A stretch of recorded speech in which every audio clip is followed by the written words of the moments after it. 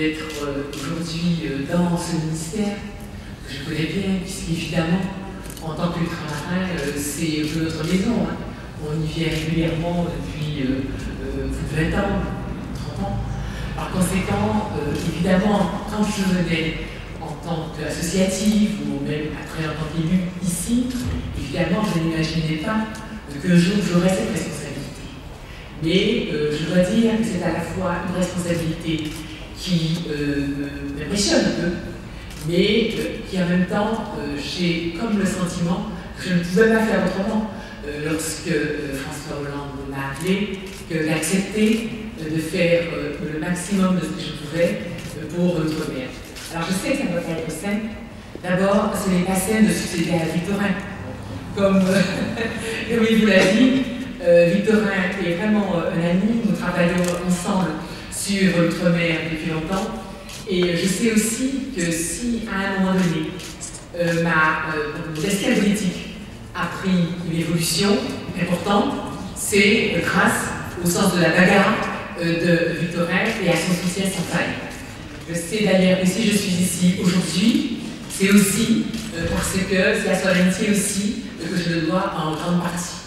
Donc, c'est l'occasion pour moi de vous dire que depuis des années, nous sommes amis, nous cheminons côte à côte, nous sommes en phase politiquement, et j'espère bien que ça continuera, et que ici, je pourrai continuer à bénéficier de son amitié et de ses conseils. Alors quand je dis que ce ne sera pas facile, c'est parce qu'effectivement, il a tout réussi. Voilà. Donc, il a gagné, comme il a dit, tous les arbitrages.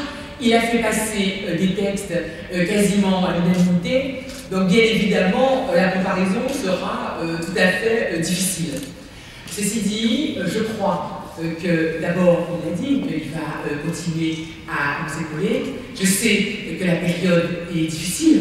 Évidemment, on voit bien qu'en Outre-mer, nous avons connu depuis longtemps des difficultés économiques et sociales considérables. Nous avons une jeunesse qui souffre, une jeunesse qui n'arrive pas à avoir un avenir professionnel suffisant. Et là encore, ça a été aussi un de mes combats antérieurs que j'ai mené et je continue beaucoup à me motiver. Nous avons donc des sujets économiques et sociaux qui sont lourds et je sais bien que là-dessus, on ne fera pas forcément de cadeaux.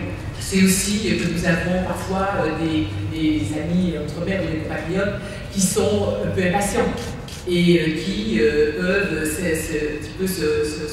mettre en colère de voir que les choses n'évoluent pas toujours comme ils veulent. Nous avons des évolutions institutionnelles aussi qui parfois sont lourdes.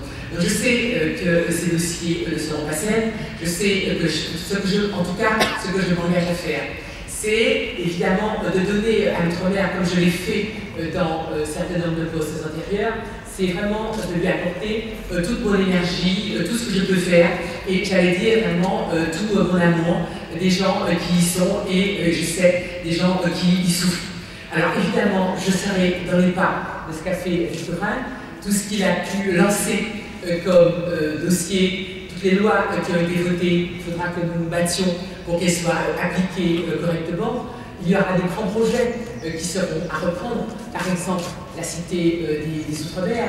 Il faudra que je continue avec peut-être par la même technicité que lui, et la bataille qu'il a menée avec quel succès contre la vie chère en Outre-mer. Et par conséquent, tout cela, bien évidemment, ce sont des choses sur lesquelles je vais m'investir dès aujourd'hui et dès demain. En tout cas, sachez que pour y parvenir, je compte bien entendu sur vous tous qui êtes dans cette maison et qui la fait vivre.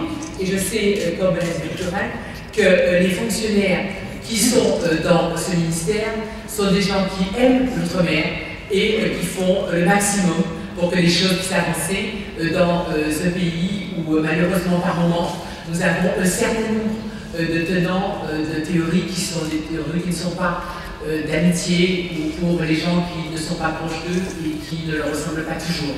En tout cas, sachez que je vais m'appuyer sur vous, je connais beaucoup d'entre vous et je sais que je peux compter sur votre dévouement à l'outre-mer.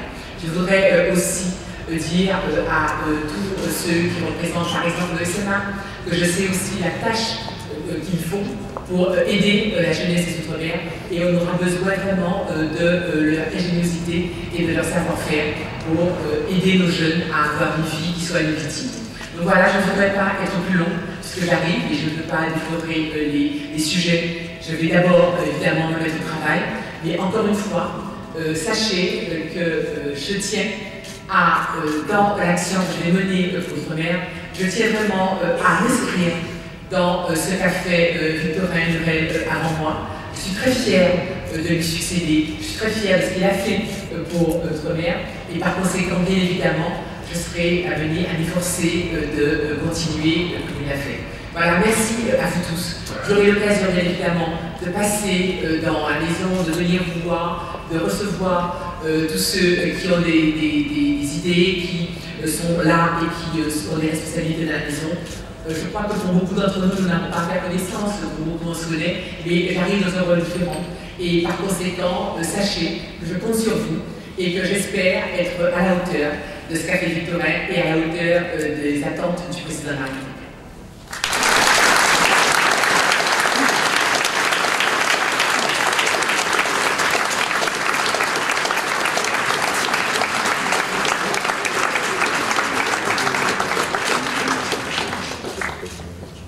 Madame la ministre, quelles sont vos priorités? Vous avez discuté pendant 45 minutes avec M. Lurel. Quelles sont vos priorités? On peut laisser répondre devant passer quelqu'un qui m'a bien entretenu. Alors c'est vrai que peut-être ça peut vous sembler un peu long, mais c'est vrai qu'évidemment nous avons beaucoup de choses à nous dire et puis on se connaît bien, donc forcément on a beaucoup parlé, on parle facilement, mais sachez que spontanément j'ai travaillé beaucoup dans la dernière période sur l'éducation, sur la réussite éducative, et je sais que notamment en Outre-mer, pour pouvoir arriver à régler les problèmes économiques et les problèmes de la jeunesse, il faut qu'on puisse remettre en route, améliorer les conditions d'éducation. Mais il y aura aussi tous ces dossiers économiques dans lesquels je vais me plonger, de manière à ce que ce combat pour la vie chère qui a été mené par Victorin, je puisse le continuer en étant à la lutte. Le pacte de responsabilité, bien entendu, bien entendu. Pacte de responsabilité, essayer de faire en sorte que les choses ne soient pas trop dures, et aussi pacte de solidarité avec l'Outre-mer.